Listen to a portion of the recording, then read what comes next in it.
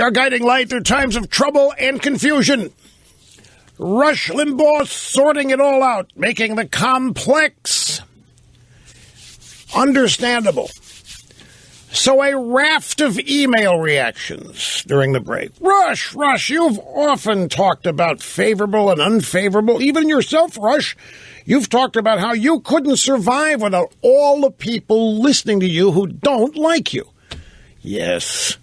And I've also, you may not believe this, folks, but over the course of the years, many have suggested I run for office. I know that may come as a shock. And what have I always said? There's no way. I wouldn't stand a prayer at getting elected to anything. I'm the guy that invented the word feminazi. I mean, all the stuff that's been collected that I've said over the years, imagine the negative ads. And people say, yeah, but Rush, you admit you've got so many people in your audience that hate you, and they tune every day to keep hating you, and you got to keep giving. Yeah, but getting an audience is different than getting votes. Getting an audience to a program like this and holding an audience is much different than getting votes. And then on the other hand, high unfavorables are quite natural because everybody in politics is looked at as a suspect now.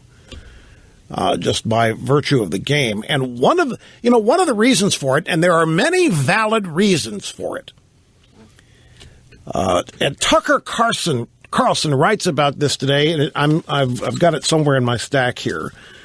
It's a point that I have made frequently in the last several months specifically, but for much longer than that. The notion of how out of touch Washington is, the disconnect between Washington, D.C. and the rest of the country, what I call the country, the people that make the country work. And it is this. If you're in Washington, everything in Washington's fine.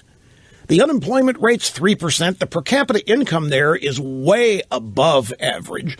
Construction's going on left and right. Nobody's in dire straits, not for very long. There's all kinds of money floating around Washington, D.C. Everybody there knows everybody. You go walking down the street, you don't worry about crime except in a very small, specific area of the actual city. Other than that, it's idyllic. And the people that live there absolutely love it. And more people are moving there constantly. If you look at the population of the Maryland and Virginia suburbs outside Washington, they're growing leaps and bounds, and corporations are putting satellite or even headquarter offices there. In other words, life in Washington has nothing in common with life in most of the rest of the country. Whatever the real estate prices are, you can afford them in Washington. You can either afford to rent, you can either afford to buy, whatever. And it's a nice place for the most part. It's totally unlike the rest of the country. And then you add all of the social pressures that exist there and the desire to climb the social ladder as well as the professional ladder. And you have a bunch of people who have no idea. That's where, by the way, you find the most avid support for amnesty, correct? Right in Washington, D.C., people, both parties, donor class, elected officials, because it's not going to affect them.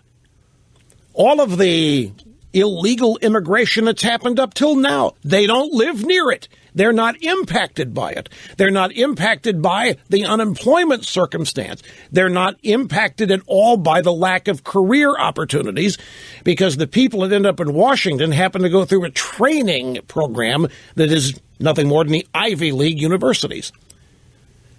And they get plucked and they're thrust into the system where they get their training and so forth, and they grow up and everything's fine. It's as fine in Washington today as it was in your little town, neighborhood, city when you grew up 40, 50 years ago. But it's not like very much of the rest of the country. And so there's this huge disconnect.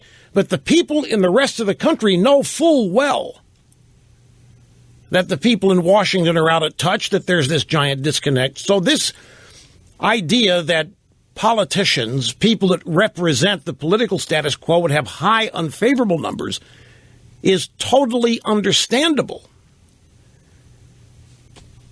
And if you look at both parties, the Republican frontrunner right now, Donald Trump, also has the highest unfavorables. The Democrat frontrunner has the highest unfavorables. This is polling data.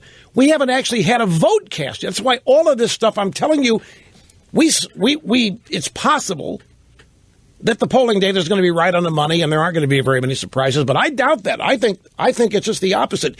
And even if the polling data ends up being pretty right on, the fact that there are hard results after tonight is going to change the dynamic of this in ways that months and months of polling cannot.